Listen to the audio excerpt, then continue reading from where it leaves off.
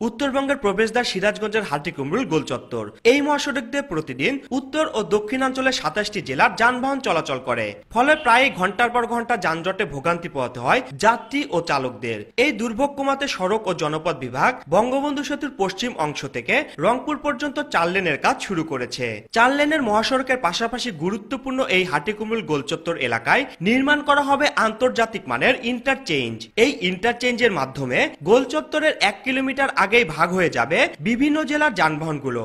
আধুনিক নির্মাণশৈলীতে থাকছে নানা সুযোগ সুবিধা, থাকছে গাড়ি পার্কিং সুবিধা সহ চালকদের বিশ্রামাগার, পথচারীদের পারাপারের জন্য ফ্লাইওভার ও ওয়াকওয়ে।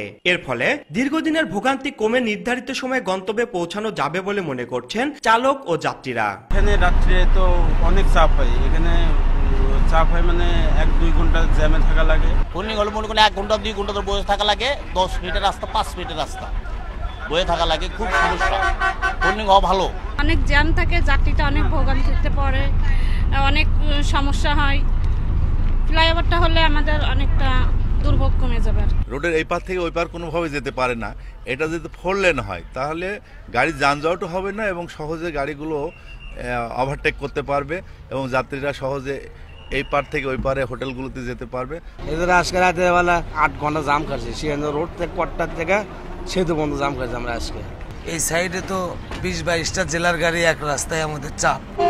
এই কারণে আবার এইসব রাস্তায় বেশি জ্যাম। যেহেতু সিগন্যাল লাইন, এই লাইনের জন্য অনেক দুর্ঘটনা এবং যানজট সৃষ্টি হয়। আন্তর্জাতিক মানের এই ইন্টারচেঞ্জে দূরপাল্লার যানবাহনের পাশাপাশি ধীরগতির পরিবহনের জন্য থাকছে আলাদা লিংক রোড। এতে খুশি স্থানীয়ভাবে চলাচলকারী পরিবহনের চালকেরা। আমাদের ছোট গাড়ি মহাসড়কে উঠতে দেয় না, আমরা যে বাইপাস রাস্তা হলে আমাদের চলাচল একটু সুবিধা হবে, ইনকাম একটু ভালো হবে। হাই রোডের পাশে একটা রাস্তা হলে আমাদের জন্য সাধারণ, আমরা যা সিএনজি অতি দরিদ্র সিএনজি ড্রাইভাররা আছি, তারা উপকৃত হব বা ২ টাকা বেশি ইনকাম করতে পারবো।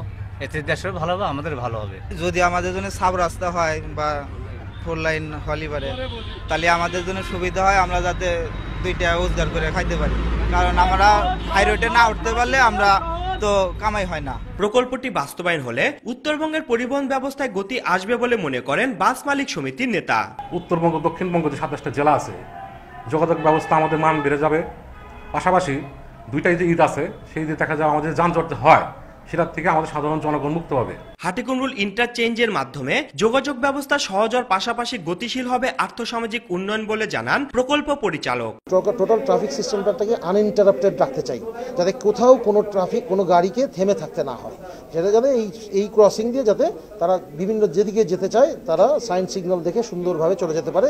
এশিয়ান ডেভেলপমেন্ট ব্যাংকের সহযোগিতায় প্রায় ৭০০ কোটি টাকা ব্যয়ে এই ইন্টারচেঞ্জ নির্মাণ করা হবে। ২০২৪ সালের মধ্যে নির্মাণ কাজ সমাপ্ত হবে বলে জানিয়েছেন প্রকল্প সংশ্লিষ্টরা। রিঙ্কু কুন্ডু, সময় সংবাদ, সিরাজগঞ্জ।